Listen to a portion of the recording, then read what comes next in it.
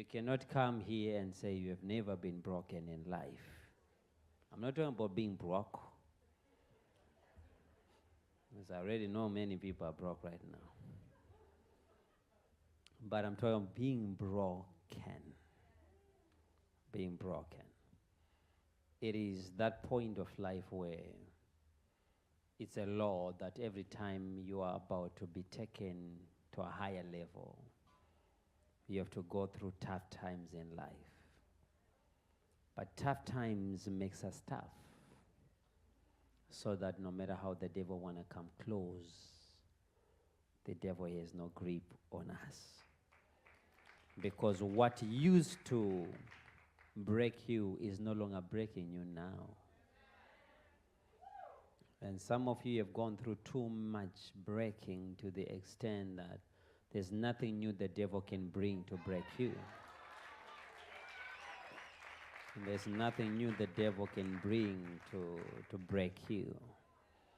And depending on where God is taking you, if God is taking you far, I thought He used people that are far to break me. But when He's taking me far, He uses the closest people to me to break me. And whenever He uses the closest people, I'm afraid to preach tonight. Because I feel like someone is going to be restored in a deeper way.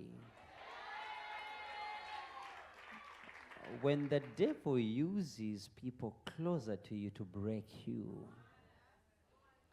then you run away from them, you have failed. The devil uses your husband, Sheena, and then you divorce your husband, you have failed God. If your wife cheats on you and you leave her, you have failed God. That's why everything was taken from the life of Job, but Job's wife was left in his life so that she can continue to torment him. Because I believe the greatest prayer of Job was, God, please take this wife away from me.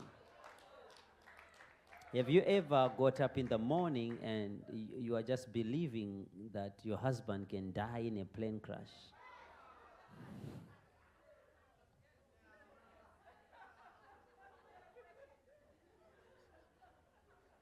Marriage is deep. You just get up believing there's going to be an accident and your husband is going to be the one in the car and everybody is going to be saved but your husband. Imagining yourself, how are you going to be crying at the wedding, at the funeral? Am I going to be like,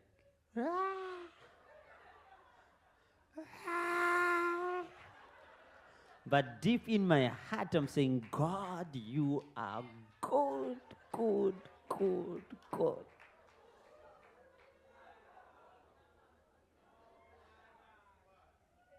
And the problem with your prayer is that God never answers your prayer.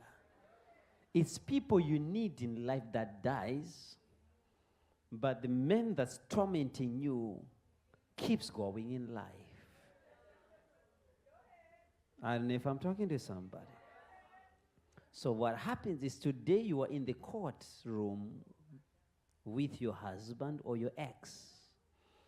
And tomorrow you're in the courtroom again, and tomorrow you're in the courtroom. So the question is, why am I going into the courtroom and courtroom and courtroom? It's because you're simply not passing the test.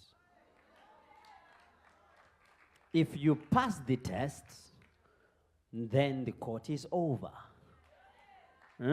Why is my husband cheating and cheating and cheating? It's because he wants you to smile instead of changing your face and running back to your mother's house. When the devil breaks you and you are no longer shaking, you have passed the test. But every time the devil tries to break you, before he breaks you by pinching you, you're already, and God is saying, you have not started my journey where I want to take you.